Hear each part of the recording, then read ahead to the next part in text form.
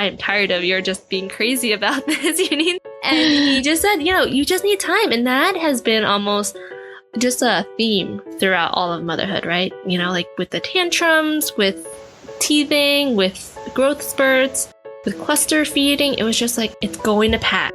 Balloons, bazookas, boobies, bosoms, boulders, cans, hooters, knockers, melons, honkers, jugs, rack, tatas, tits, torpedoes, guns, bust, doorknobs, coconuts, and our favorite one, the girls. Welcome to the All About Breastfeeding show, where your host, Lori, highlights mothers just like yourself and goes beyond the surface questions and digs deep so they share not only their joys and happiness in their daily breastfeeding life, but also their pain and struggles and how they worked through them. Welcome to All About Breastfeeding, the place where the girls hang out. I am your host, Lori Jill Eisenstadt, IBCLC, which stands for International Board Certified Lactation Consultant, and my specialty is helping moms with breastfeeding. If you have not been on my website yet, wait until after this show is over and then head on over to allaboutbreastfeeding.biz. One of the first things you will notice is an invite to get my free tips on how to go about pumping and storing your milk. When I was pregnant for the first time, I really looked forward to being a new mom and spending lots of time with my newborn. When that time came and I was alone with her day after day after very long days, I realized that I was missing something. I denied it for a bit. I didn't allow myself to even say it out loud, that while I was really happy being a mom, it wasn't enough. I was desperate to meet other new moms and talk to them about all the changes going on in my life since becoming a mother. To admit this made me feel guilty, as if I was not a good mother. I denied those feelings way too long because after a while, I actually started to become unhappy. You can go back to episode number 9, where I talk in detail about my feelings about being a new mom and needing to have friends. I talk about how joining a mom's group was a total lifesaver for me, as I do not know what I would have done had I not met and bonded with other mothers over our shared experiences of new motherhood. Based on my personal experience, I became a facilitator, and I have since facilitated hundreds of new mothers groups. We live in such a virtual world, and my listenership is global. You are looking to get to really know other moms, spend quality time with them, and know that you have a safe place to share some of your deepest thoughts of motherhood without being judged or made to feel guilty. You're looking for a place to ask questions about your day-to-day mothering and breastfeeding life. The All About Breastfeeding Mothers Group is now forming. I have given you a snippet about what this group is all about. Head on over to allaboutbreastfeeding.biz/support for details about the November group that is forming. Don't procrastinate. I want moms to really get to know each other, and I'm purposely keeping the group to just 10 moms, and they will fill up quickly. Now, on to today's show. Let's get started. Lisa Chin is an analyst by day, an entrepreneur by night, and a holistic mama 24/7. Her passions are business, health, and motherhood. Being a mom has opened her heart and soul in countless ways. She started her breastfeeding experience 2 years ago and continues to nurse her toddler today with no intentions of stopping anytime soon. Motherhood has profoundly changed who she is, how she sees the world, and the mark she wants to leave. She seeks to live an inspired life of mothering, writing, and pursuing what calls to be created. When she's not wrangling spreadsheets or her toddler, she can be found writing for her blog, Lisa for Real. And I'll put a link in the show notes for that, where she shares her thoughts on fierce femininity, eureka life, and motherhood moments and lessons in self-awareness. Her latest project is the Fourth Trimester Summit, where Lisa has interviewed over 40 experts in women's health, infant development, and mental health who share their knowledge so new moms can create their ideal postpartum experience. I had the pleasure of being interviewed by Lisa for the Fourth Trimester Summit, and I will have a link on the show notes to that. So look forward to that also. Lisa, I would love to welcome you to the All About Breastfeeding show. Thanks for hanging out with me today. Oh, thanks for having me, Lori. I'd love to start with finding out a little bit about your background and what life was like for you in the family that you grew up in. Sure. I grew up in as a second-generation American, so my parents came here from China, and I'm actually the first one in my family to be born here. So my brother was born back in China, and he came here when he was 8 months old. And growing up was challenging, being that my brother was hard of hearing and my parents didn't speak English. I ended up being the translator of the family and grew up pretty quickly in that sense. And by happenstance, ended up taking accounting in high school, ended up going to a business school. Life has unfolded in some really interesting ways, and I've kind of watched it unfold at some points, and at other points I've been an active pursuer in the unfolding, but it's just been great. And being a mom for the past 2 years has been a really life-changing experience, as you said in your introduction, and I'm just happy that I have the opportunity to share my story and to help other moms along, because I feel that we are all part of one community, and the more that we can support each other, the better off the world will be. I'm always just curious, with regards to motherhood, do you remember what it is you thought being a mother would be like before you became a mother, like when you watched other mothers juggling their kids? What are some of the thoughts that you have and how they compare to what it's actually like for you? That is a hard question to answer. I'm not sure if I thought much of motherhood. I mean, I always knew I wanted to be a mom. My own mom worked, and I stayed home with my grandparents and my dad. And she wasn't super involved because, I was part of activities at school, but either she was working or she didn't really attend because she didn't speak English, so she didn't understand half the stuff I was in. But she would always be supportive.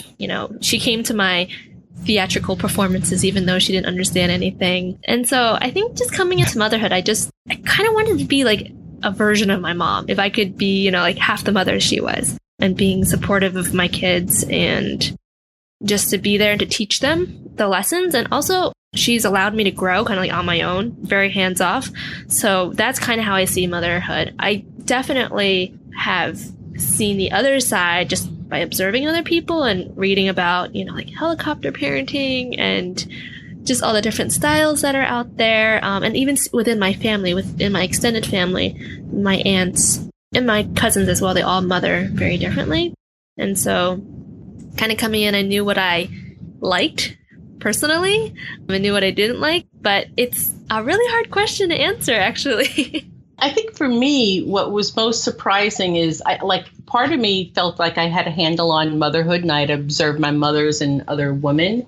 But especially when you talk about it having such profound impact on like everything that you do now, that is one of the things I did not expect. I knew that I would love my children, but I really had no idea of that. You become a mother and now you wear your heart on your sleeve. You jump in front of a train for this child. Like I just had no idea of the depths that it would ever feel like and be like. Yeah, I mean, it's an experience unlike any other, right? So we can certainly watch other people and observe and read and research, but we will never know what it's like until we immerse ourselves in experience. And we also, I think a part of it is, we kind of have to allow it to happen to us.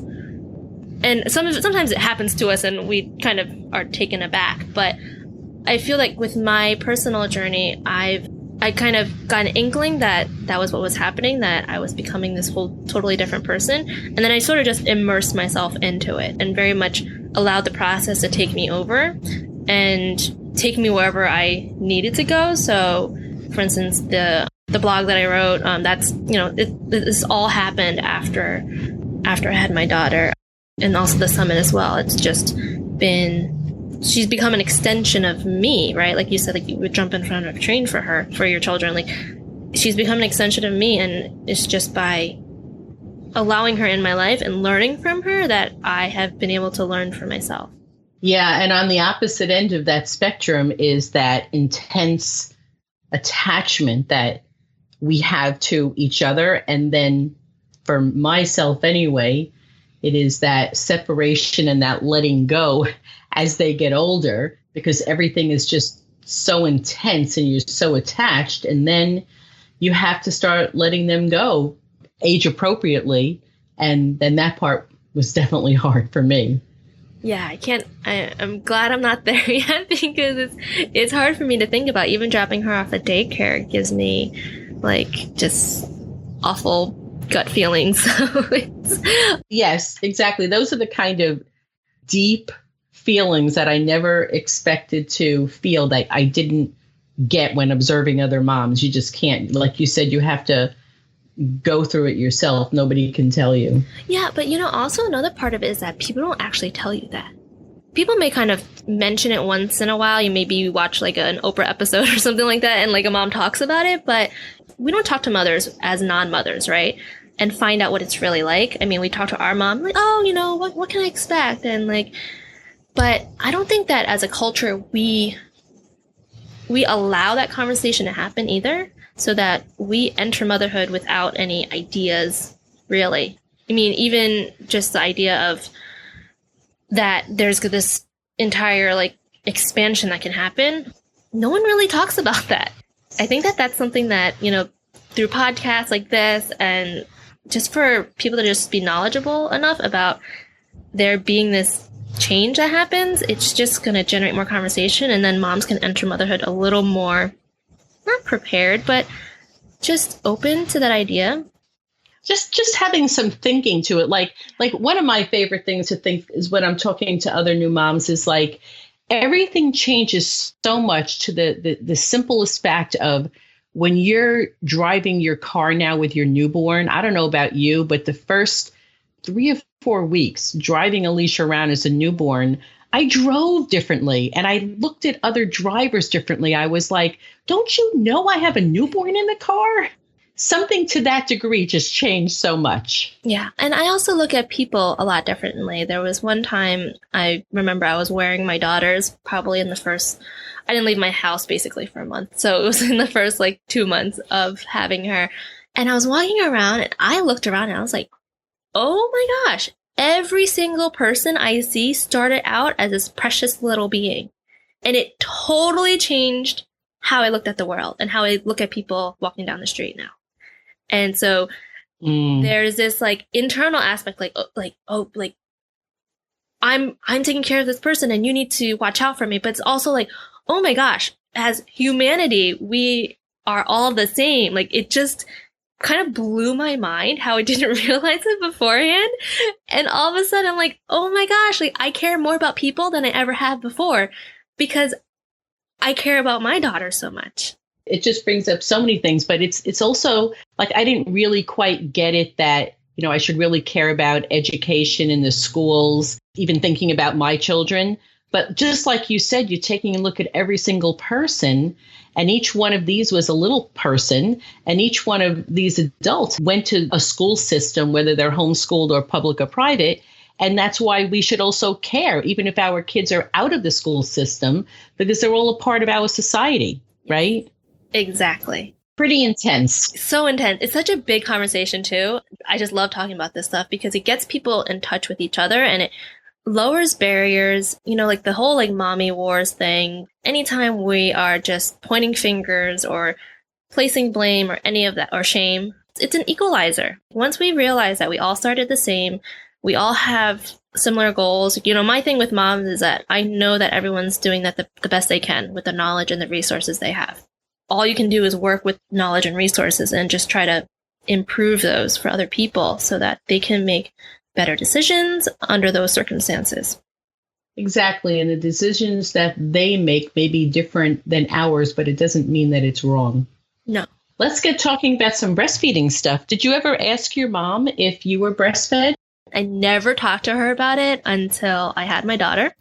And it might not have even been until, well, maybe I was pregnant with her. Even that is so interesting because over 60 or 70 mothers that I interviewed, I would say a very small percent, maybe 5%, ever had a conversation with their mother about it before they got pregnant. Isn't that crazy? It's crazy. And it's like the first thing I'm going to be sharing with my daughter once I feel like she will be very aware of breastfeeding because we're still breastfeeding. So she's going to remember it. Also, having had a daughter too, I'm very aware and very conscious about how I will be sharing information about her body. And that is just so important to me. And we live in a culture where we don't see breastfeeding. A lot of us weren't breastfed growing up. And so it makes sense that we don't ask because it doesn't even cross our minds because we don't realize that that's what these things are meant to do until we actually are going to be using them. Yeah, I asked my mom, like when I think I was pregnant with my daughter, and she was like, oh no, I couldn't produce anything and I had to put you on formula. And it was like my world had collapsed. I was like, what? I was formula?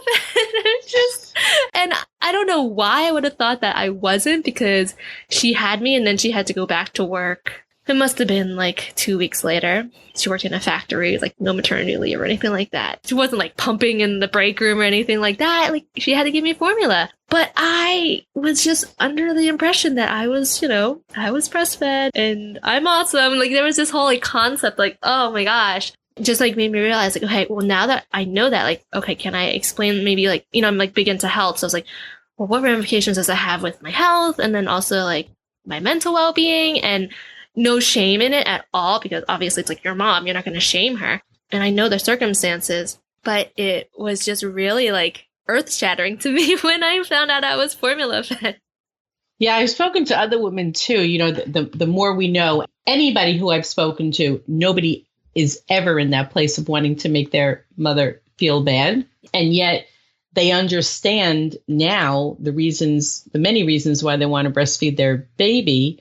There are many reasons other than nutrition, but for the nutritional benefits, and then to realize that we have missed out on those nutritional benefits, largely because of poor information that our parents were given, or, the society and the environment that they were raising their children in. Again, there's no blame, and we have a pretty clear understanding why, because even our generation has a lot of barriers to breastfeeding. So we totally understand why, but there totally is that, man, all those benefits I missed out on. So my mom said that she couldn't produce enough, and I feel like maybe she just wasn't given the opportunity to, have the breasts activated, I guess, in a sense. I forget the correct term for that. But when she had my brother in China, she couldn't feed him. They didn't have money or access to formula. So he ended up having like arrowroot powder in like porridge form or in like jello form. That's what he had. Like he couldn't give him any sort of milk. I remember years and years ago when I had the conversation with my mother, and I knew that she didn't breastfeed, but I really didn't ask much about it until I was pregnant. Then all of a sudden I was like, well, what did you feed us? And it was literally carnation, the evaporated milk and corn syrup. That's what the homemade formulas were. And I was like, oh my goodness, mommy. Women of my mother's generation were literally told by their physicians, you don't want to be a cow, and that is not good milk for yours. This is the best milk that money can buy. And so women were really sold that formula was the best food for their baby. And in fact, it was a sign of wealth, and that their milk was poor nourishment. And they came from a generation where they weren't really a partner in their healthcare with their doctor like we are more, is that what their doctor said went, that was the boss of them in the healthcare. So again, I don't blame my mother, but when she told me that, I was like, evaporated milk and corn syrup, like, could there have been anything worse? And now you're telling me that there's something probably a little bit worse. It's all relative too. I mean, I think she said at some point they got their hands on formula and he wouldn't take it. Yeah, I've spoken to people that have literally told me that they were raised on Kool-Aid. So some really, really poor nourishment. Was your mother around when you had your daughter and began breastfeeding? Yeah, so my postpartum was interesting. So like I said, I'm Chinese, and so I practiced a lot of the traditional Chinese confinement or sitting in, they call it, practices.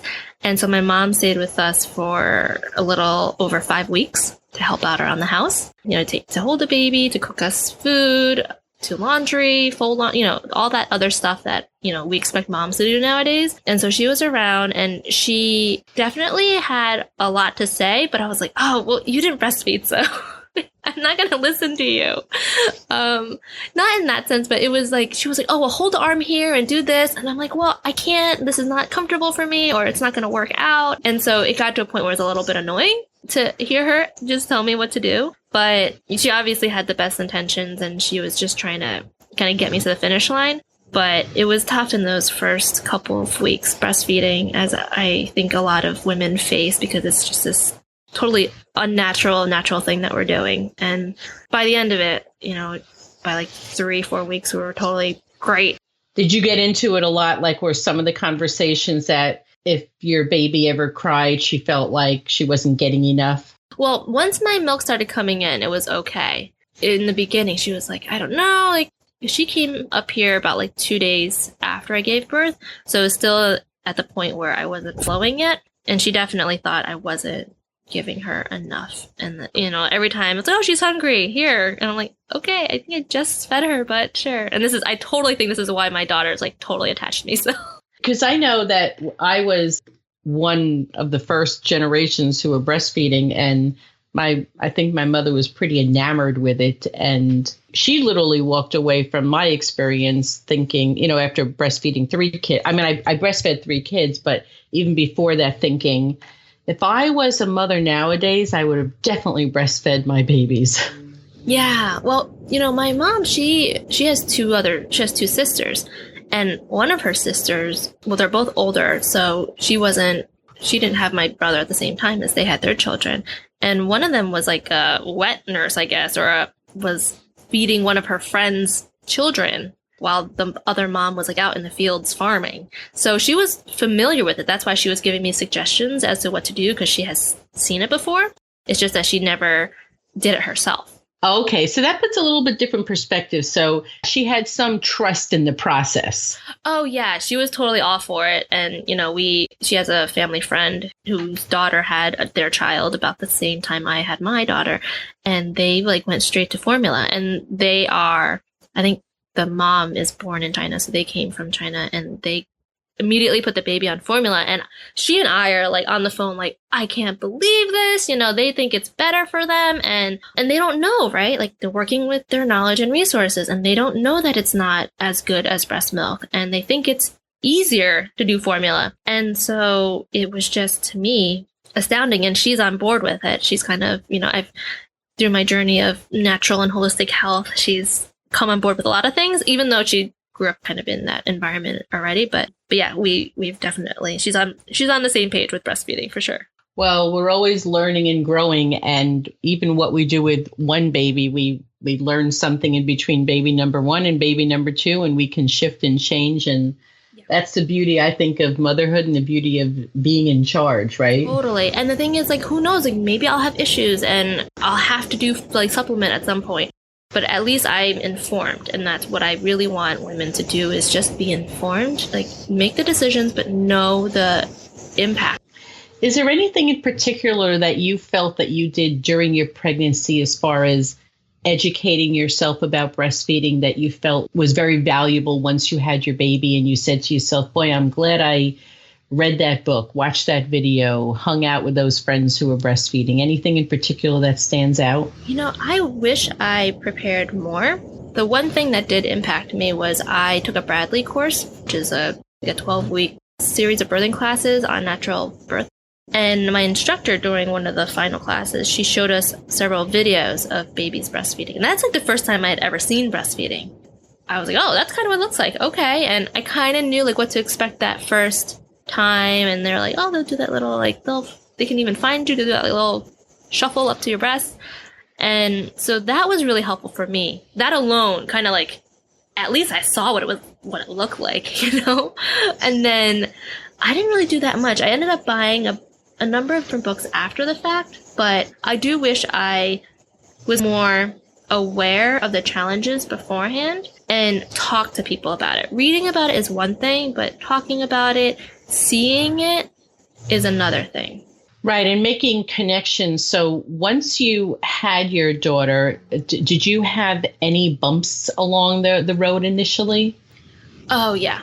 She definitely preferred one side over the other, or it was easier for me to feed her on one side or over the other.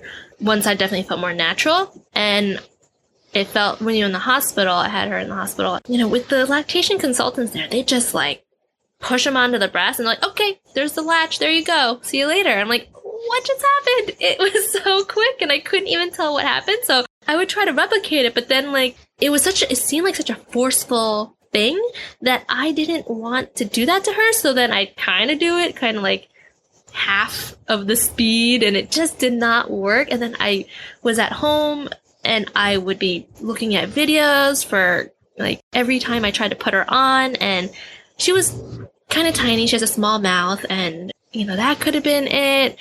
I had a lactation consultant come and she was like, well, maybe she has a lip tie.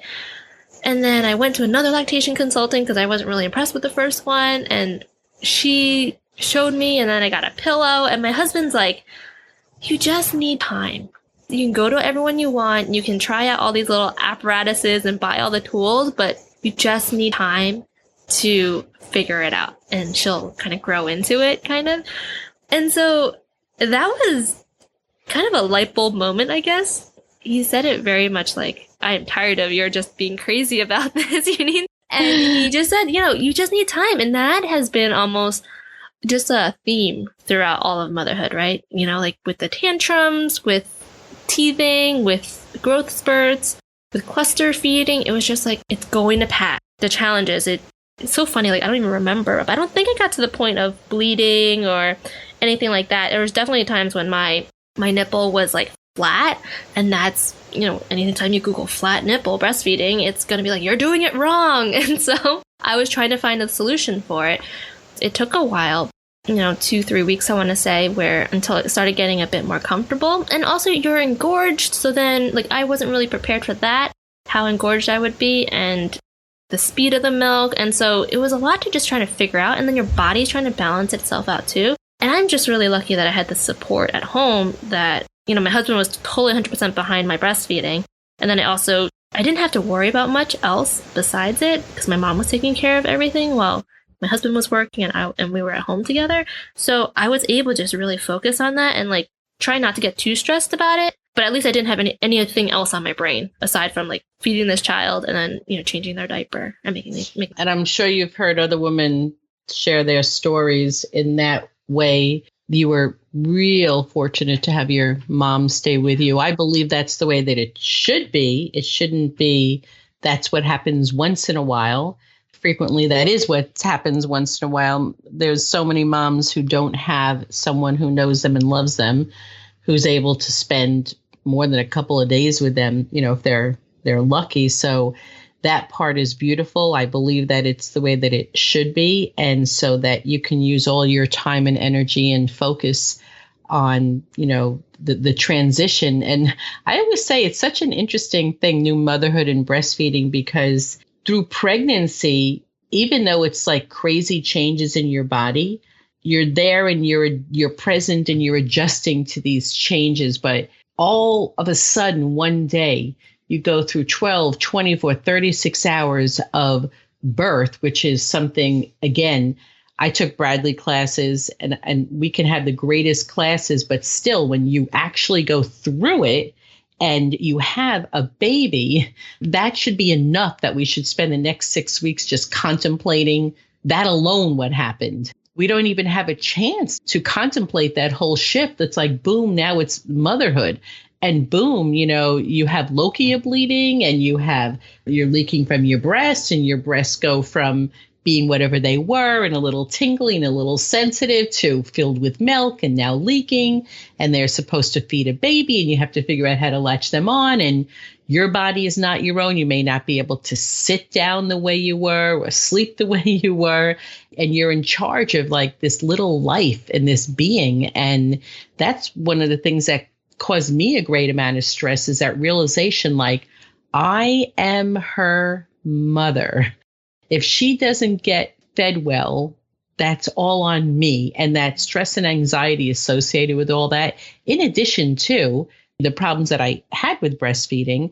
So you know what I'm saying? It's like you give birth and boom, there is so much that your mind is going through and your body is physically going through, that how wonderful it is for those of us who are lucky to have someone stay with us so you can spend all of your energy focusing on this shift in motherhood. Yeah, absolutely. And, I just had an interview yesterday with the summit, and Adriana Lazada, and she said that, there is this shift. She feels that there needs to be this massive physical shift because there's this massive mental shift that happens with motherhood. And it is so important for us to spend the time to heal from both of those and to acclimate to our new bodies and to our new minds. A great disservice that we do to moms, that we not only don't give them enough time to heal from birth, and we set these absurd expectations on women's bodies, but we never talk about the mental aspects of postpartum unless we're talking about depression. And at that point, it's, kind of, you're looking to fix the problem, not about enjoying that process, not about celebrating birth, not about sharing the stories, not about empowerment. And so there is definitely a need for women to somehow process it. And so I really enjoy reading and appreciate when I hear, the birth stories, when I talk to new moms and I see them, on blogs and such like that, because it gives women a time to process it and a time to kind of get back into their own, into like this new person that they are, and acclimate into that so that they can kind of move forward from there. Because if we just keep moving, right, like we don't get even a chance to collect our things. It's like, I was at and now I'm here, but I'm just going to keep going. It's like there was no graduation ceremony. There was nothing to kind of acknowledge the fact that you went from one person to another. It's just such a big thing that we really need to start doing too. I mean, there's so much around motherhood and postpartum, but that's another area where I feel strong that we need to pay more attention to. Oh yeah, it's another whole area. And on my show for the longest while, I was sponsoring a national organization called Momentum, and I will leave info in the show notes about that. It is a place where mothers can meet with other mothers to talk about their experiences of motherhood. And years ago, I joined that group when my first was 6 months old. And it wasn't until I joined that group and sat in a group with 10 or 12 other moms. Initially, I was like, well, why do we have to do this? Because I was kind of past that, or I thought I was past it, because I just buried it all, basically. And nobody was really talking about any of that stuff. But, one of the first questions in the first meetings we had was talking about even the decision to become a mother, and then leading up to some of the decisions we made during pregnancy, and then talking about the birth, and what was it like being home with your baby for the first time and nobody else even being in the house, or you being alone in the room with the baby. Lots of times we just take pictures and, oh, here's a mom with a new baby. But like nobody ever really asked me like, well, how does that feel? What are you going through? And you're a mother now. And I would do that self-talk, but it's not only good enough to just have the self-talk. It was nice sitting around in a room with other mothers where we were just picking apart in a good way all the little parts about early postpartum day, and then hearing the stories of other mothers.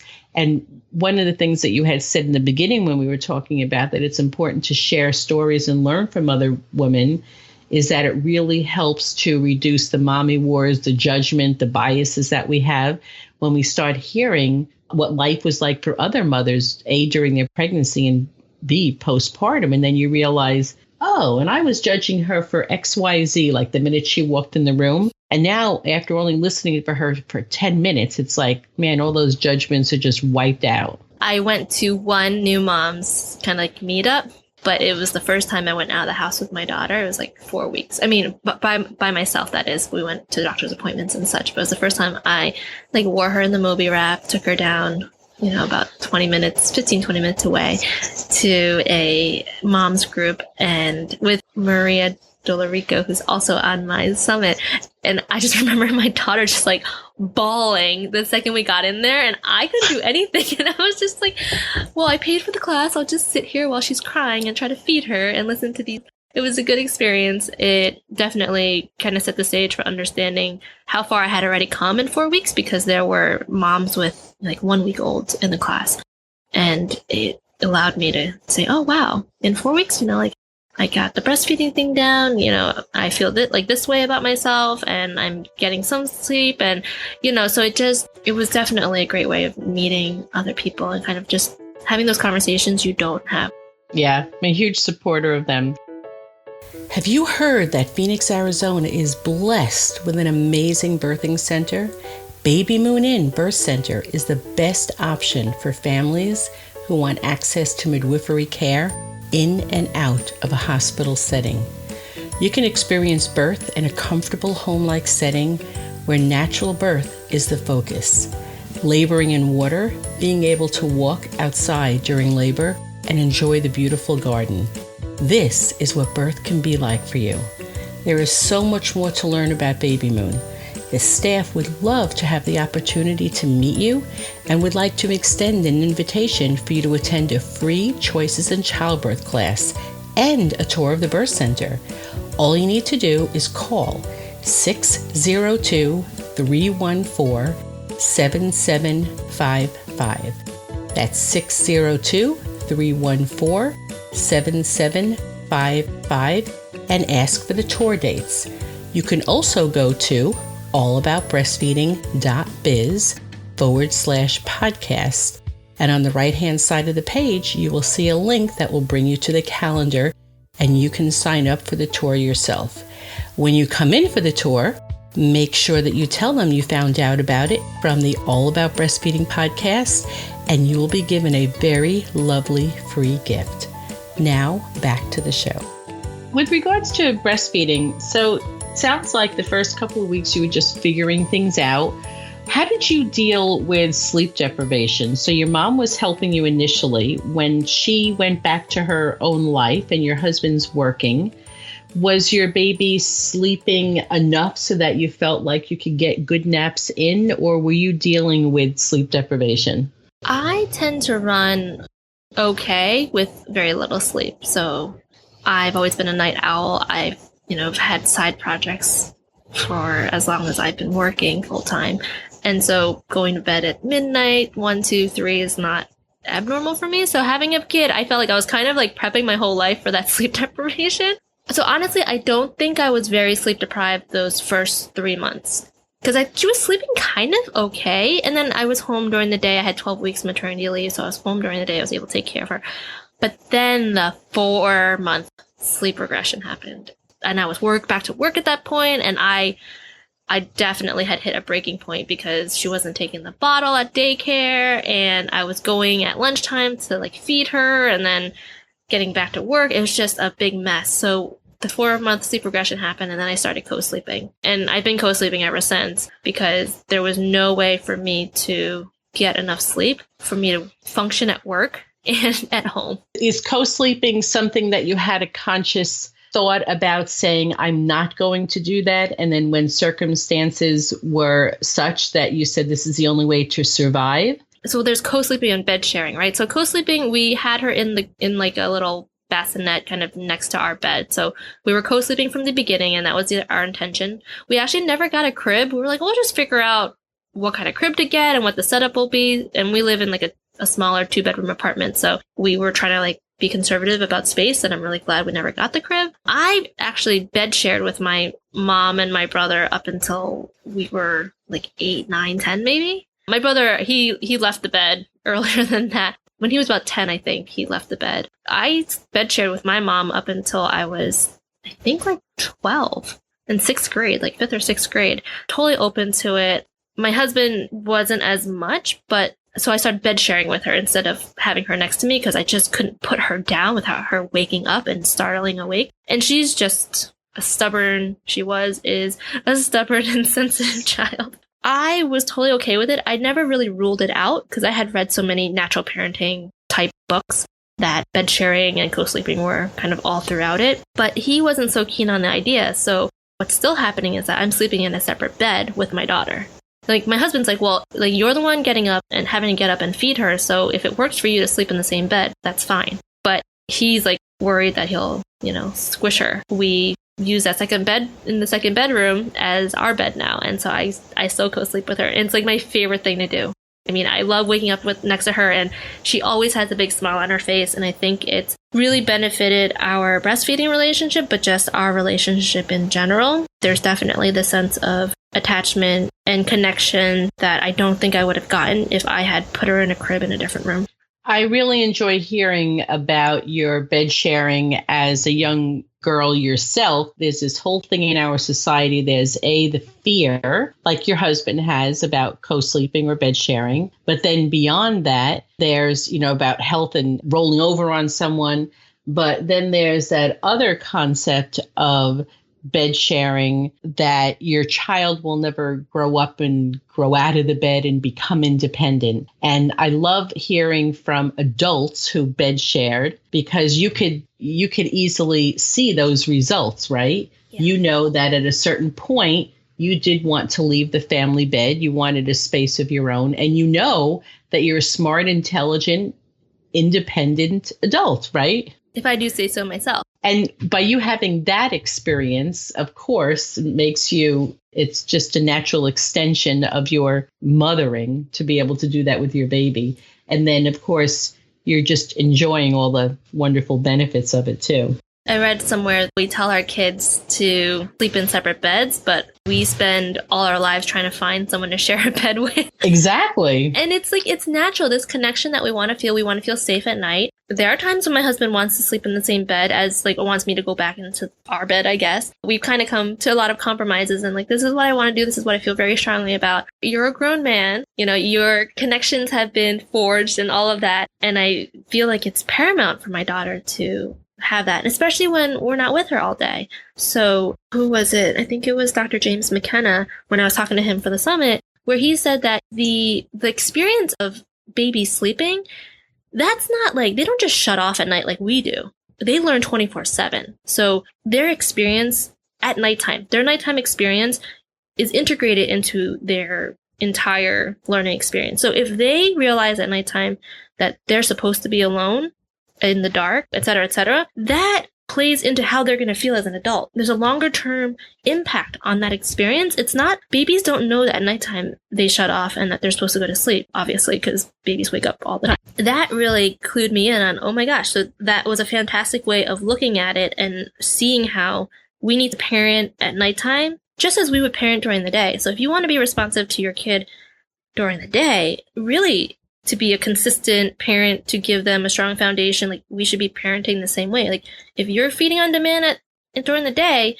like, I get it, it's tough. Let's try the best to feed on demand at night too, because they are working off instinct. And I think it's important for us to think about the nighttime breastfeeding as much as the daytime. And, we're going to talk about that in a few minutes, the summit, but I talk about James McKenna all the time. I send moms link to his website. He has such a beautiful way of explaining it to my really enjoyment and liking.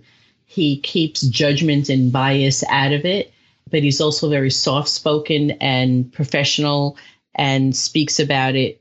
Just a lot of the things that you said, it's the biological norm. And one of the things when I'm talking to parents about it, it doesn't mean that it's not hard, but the reality is, where did we ever get this idea that parenting and mothering stopped at 9 o'clock at night and doesn't begin again until 6 a.m? All of a sudden you're off.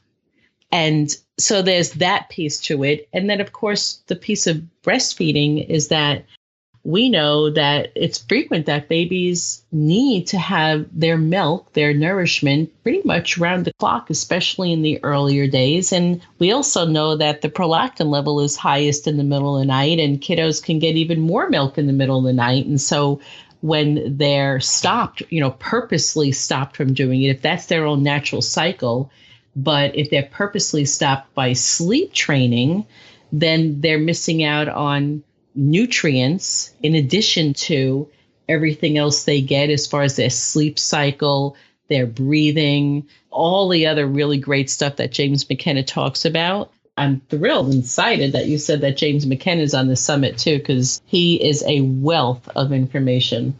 There is some, I don't know if it's research, or at least I read an article somewhere that at nighttime, that's when the baby's brain is growing.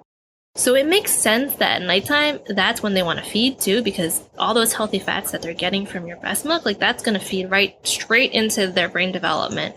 Then there's also this myth out there, I don't know how true it is, that babies who wake up often are more intelligent. I've held on to that myth for a very long time. But I wonder if that myth is true. Like, I wonder if it's because if babies are waking up often and if they're being fed, that those nutrients, like maybe even if it's formula, those nutrients are feeding into their brain development. The hydration, there's nutrients and there's hydration. So there is a lot more going on. And in the first 3 years, I wouldn't say that I'm an expert in these stats, but in the first 3 years, our baby's brain is having the greatest growth in the first 3 years of their life than it has from age 3 to age 18. And so again, that just plays into the whole neurological development, the cognitive development, the physical development, the emotional development, all those things that we are giving our babies between, 8 or 9 at night and 6 in the morning. And I just say those hours because those are those hours that parents are like, you need to go to sleep now and stay asleep, and you need your rest and I need my rest. So I know it's somewhat stereotypical, so I'm using those hours, but there really is a lot happening. And I just remember years ago that really sunk into me when someone said that to me also, because I didn't do sleep schedule or anything, but I wanted to, because I was going a little crazy with lack of sleep. And so I was struggling. But one of the things that were said to me is that parenting and mothering doesn't stop at a certain time. You are their mother 24/7. And nobody says that you have to be up and about and entertaining them. They were trying to explain to me that there are good reasons why babies stir in the middle of the night, and why babies want to eat and hydrate in the middle of the night, and why babies, some of them don't necessarily like being put in a separate bed, container, crib, whatever, and you be totally away in another space. There's a lot of good reason for that. When I thought about that, it helped me a lot in accepting. One of the things you said earlier on that your husband said to you, you just need time. And you also said it's a phase. So like one phase goes into another phase, rolls into another phase. And once I really got that through, and I'm really personalizing it and saying through my thick head that there was an acceptance of certain of these normal things about mothering, it actually made everything a lot easier. My problem was if I didn't know, if I didn't understand, or if I thought I was alone, or I thought something was wrong, that increased my stress and anxiety. But when I found out that things were normal, it was easier to accept them. That word normal is such a relative thing too. It's because it's based around our experiences. It's based around what we hear and what we see and all the research that's out there. But if we're not seeking that, then our only normal is going to be whatever we know. And that's why I feel so strongly about just being informed as much as possible. And especially on the infant development front, I feel that a lot of parenting, quote unquote parenting experts that are out there who are saying to do certain things, they are ignoring what is normal or what is actually happening in an infant. How are they developing? How are they growing? What is developmentally normal for them at this stage? And are we pushing them too quickly into learning that? And also every baby is different. There are some babies I remember one day in daycare, I was feeding my daughter at lunch because maybe I was feeding her at lunch, or maybe I was doing a late drop off or something. I don't know. But one of the other babies was in the crib kind of going to sleep, and I see her kind of just like roll over stick her thumb in her mouth and fall asleep. And I looked at her with, like green eyes of envy. I'm like, oh my gosh, I want that child. Every child is different. And there are babies that don't do as well sleeping next to the mom. I mean, they might not want to be in the same bed. And moms who say that, because if that's what is happening, then I can't say that you need to be bed sharing or you need to be co-sleeping, because they know their baby better than I do. It's just a matter of like making sure that we all have a good baseline of knowledge on, especially on infant development and on like the health and ramifications of what we're doing. Oh yeah, and we're a different mother to each one of our children, and our children are different babies. So with my second, he slept with me also, but frankly, he probably didn't quote unquote need to. Like my first definitely needed to, and that's how we got better sleep. My second was a very good sleeper, and wherever I put him, he slept. So he didn't need to.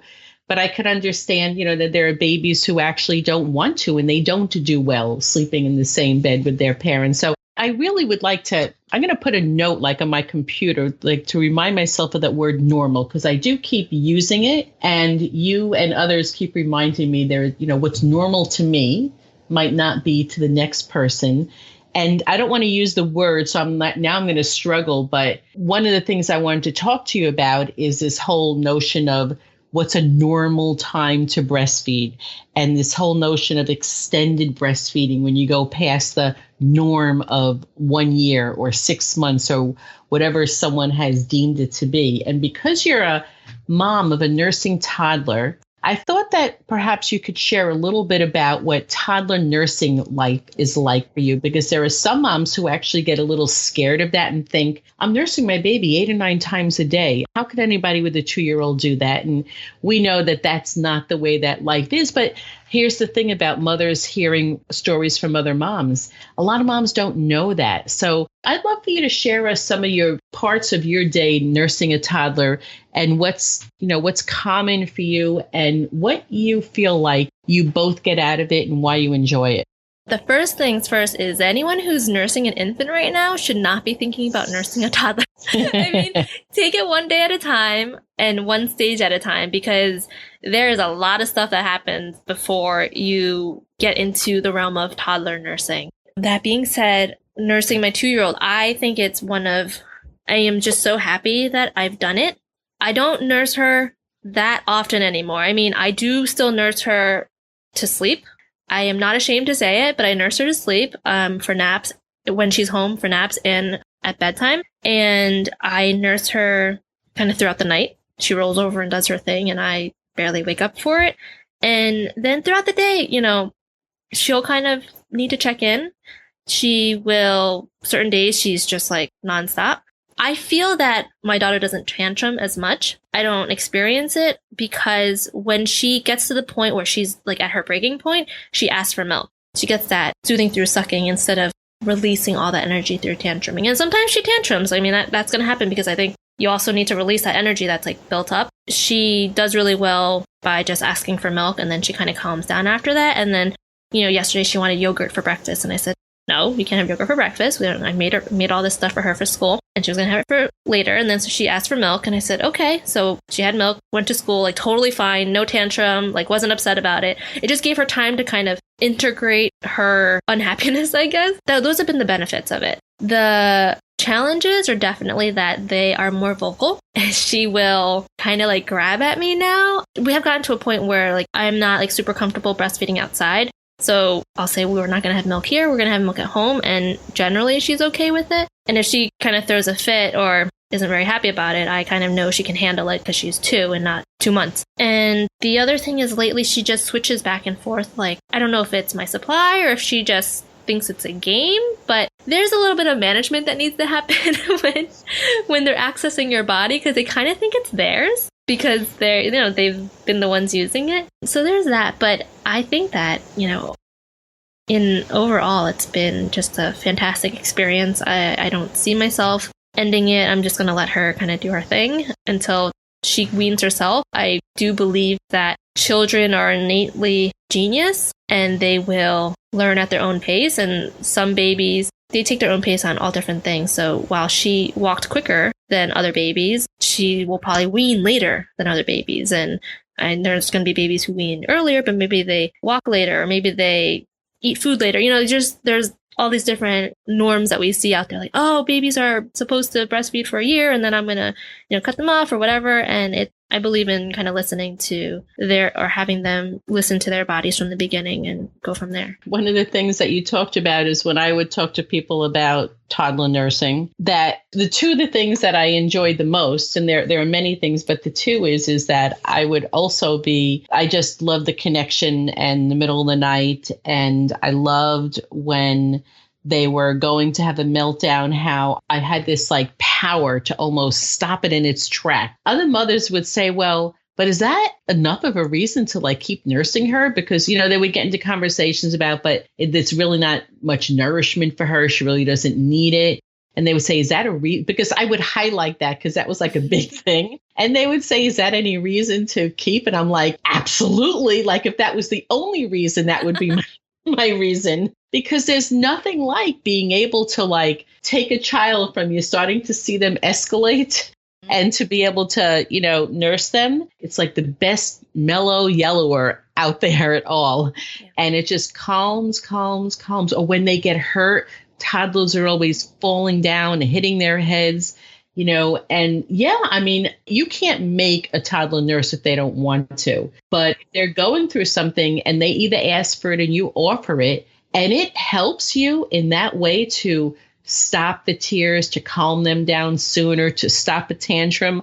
I'm like, oh yeah, that's like the best mothering tool I will ever have. Why would I want to stop? Yeah, I think as a new mom, you're definitely not aware of it. And, they call it the terrible twos, which I really don't like, but it gets that name because that's when kids, they are going through all these changes and they kind of need that comfort. And I don't think that, at least my daughter doesn't realize that hugs are comforting. She kind of just pushes you away. She totally goes for the breast when she needs comfort.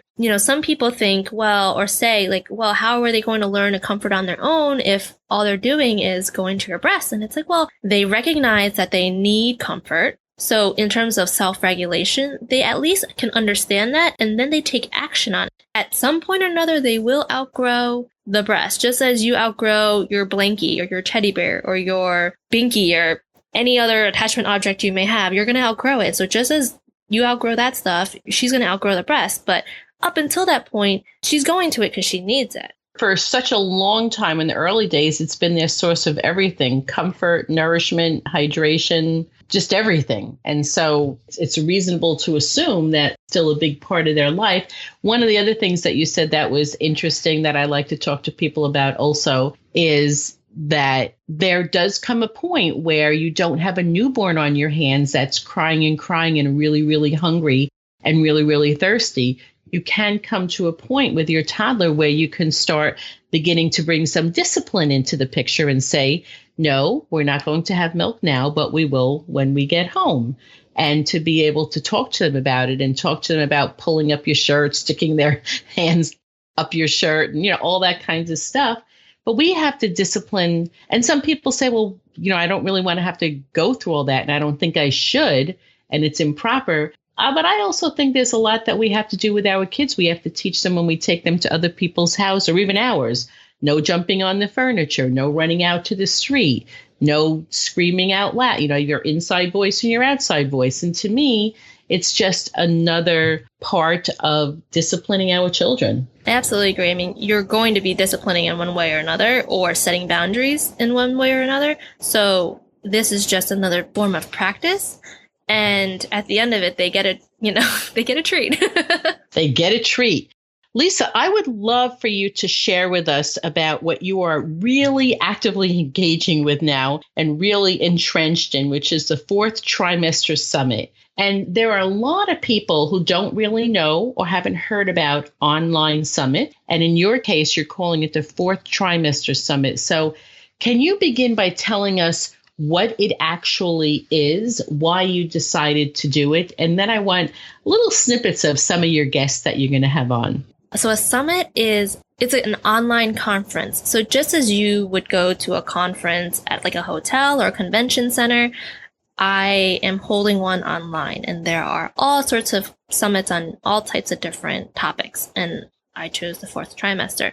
And so to continue the analogy of a live conference, so if you go to a live conference, there's workshops that happen at these conferences, and there may be 4 or 5 workshops going on at the same time. And then you pop your head into one and check in, the ones you want to go to. And then, the next day you go to another one. So for my summit, I have over 40 speakers, and it's happening November 9th to the 18th. And each day, 4 to 5 video interviews will be shared with the audience, and it's free to watch. At least this is the structure of my summit. Some other summits are different, but my summit is that it's free to watch for those 10 days. And you can kind of decide which ones you want to tune into, which ones you don't. Yeah, and it goes on for that. And we're covering all types of different topics. I've kind of organized it in 3 pillars. It's healing the body and the mind of the mother. It's connecting and nurturing the baby, and evolving and growing relationships. And that's relationships with yourself because of that mental shift that happens, relationships with your partner, and also your village. So all those people who are going to support you in those first 3 months, but also beyond. That's the gist of the summit, the structure of it. I have so many amazing, amazing, amazing speakers, so including Lori. I mentioned Dr. James McKenna. I have Tracy Castles from Evolutionary Parenting. I have Brian Salmon, who's the birth guy. I have Jessica Shortle. She wrote Work, Pump, Repeat. I have Beck Conan, who's local in Boston. She started a prenatal, postnatal yoga studio. She's also hypnobirthing, as well as a doula. I have Di Bustamante from Dunstan Baby Language, which I'm really excited about. I'm excited about all of these. What happens when I turn on the summit? Every day I get about 4 to 5 new interviews to listen to, and I only have a certain amount of time to listen to them. You would sign up for the email list so that you get notified, because that's just the easiest way of getting access to them. Each day, an email will come to your inbox telling you which videos are live for that day. And then you can go and view them. You have 48 hours to view the videos. And also when you sign up to receive those emails for the summit, you'll receive a workbook for the summit. And that workbook will have an intro from me, also a place to take notes for all the different interviews that are in the summit, also a place to create your 4th trimester strategy. Lastly, it's going to be the most simple thing, a simple part of it, but it's basically all the interviews, all the sessions by days, and like little check boxes. And you can basically just check off the ones you want to listen to. So you kind of have that schedule on hand. So you don't even have to go through every single email and say, oh, I need to read all this and figure it out. Like you've already prepared beforehand. It's kind of like having a convention handbook and looking through, oh, here's a description of the session. Do I want to go to this one, or do I want to go to this one for the day? I really like that because I've attended quite a few summits, and it does get a little hairy getting the various emails and for me to actually remember where I was and who I listened to. So I would really appreciate a workbook and a schedule. That's a great idea. Thank you. Yeah, I'm excited about that. I throughout this whole thing, I've thought, what would make it easiest? Because pregnant women and moms, whether you are in the 4th trimester, I imagine some moms even beyond will be tuning in. You're busy. You've got a lot of stuff going on in your head. How can I make it as easy as possible? And so that's my intention with the workbook, is to just enable you to do a couple of different things in there. And to make it even more exciting, I don't know if you can remember this for how many people, again, because you've interviewed so many, but I know for myself that, and I'm sure other speakers there are other really cool things that we're doing. So for people who attend the summit, you're giving away some free things, right? Yeah. So for me, it's there's a couple of books, and I'm raffling off a free Skype consult with me, which is worth well over $100. And so that's really cool. And I bet you have some other really great stuff from other speakers too. Yeah. So in total, there's going to be over $2,500 worth of raffle prizes. So, wow. Yeah, I'm so excited about that. That's going to be the coolest part. To me, I'm so excited about all of these parts of the summit, but this is going to be really cool because I think it gives the speakers a lot of visibility. It gives the audience a lot of opportunity to learn more about the speaker and win some really cool things. So there's discounts on courses, there's parts of courses, there's webinars, there's consult, parts of books. Oh, and then products. So like wraps, sitz bath, just a ton of different kinds of things. So like with every speaker, there's going to be a different raffle item.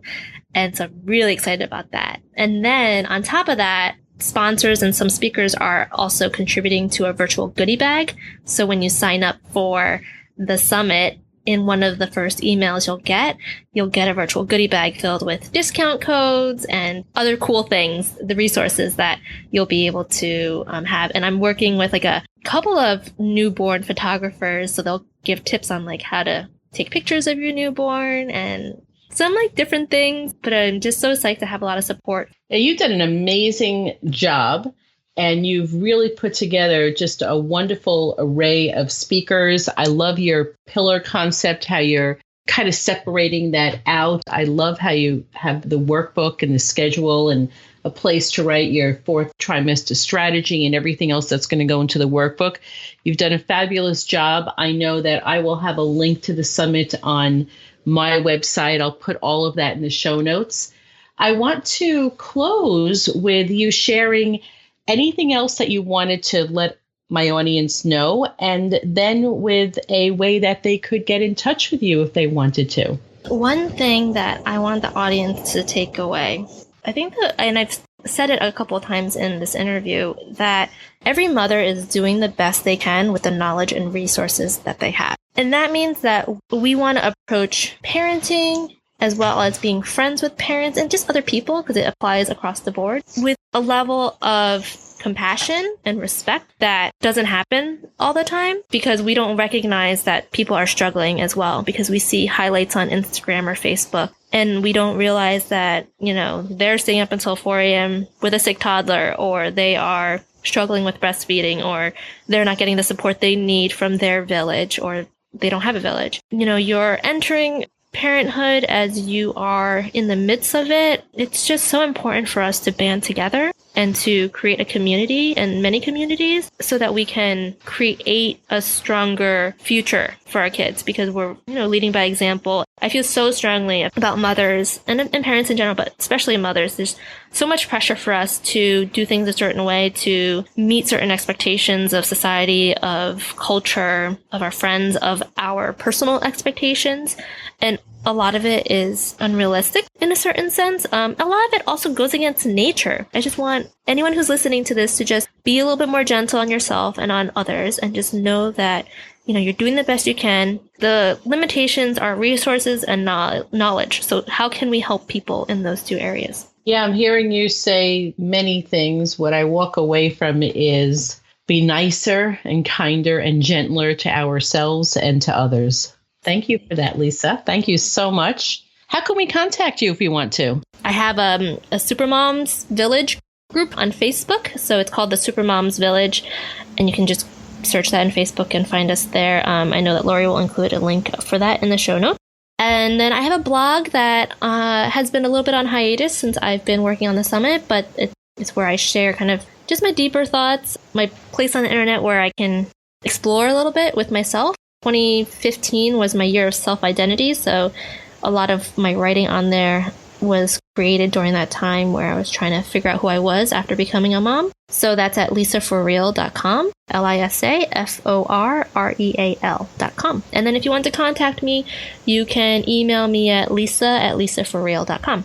When will it open up for the summit? The goal at this point is October 17th. I'm a one-woman show, so I'm doing my best to kind of get that started. But October 17th, if not, there's a waiting list, you know, kind of on the website that will be available beforehand. I get that. And probably every single person who's listening to this understands one woman show, mother, and what a somewhat loose goal is. So yes, that's the goal, and somewhere around that time. That's good enough. I just wanted to give people an idea about when they could expect. Yeah, and definitely by November 9th, but by October 27th is like the hard deadline. My soft deadline is the 17th.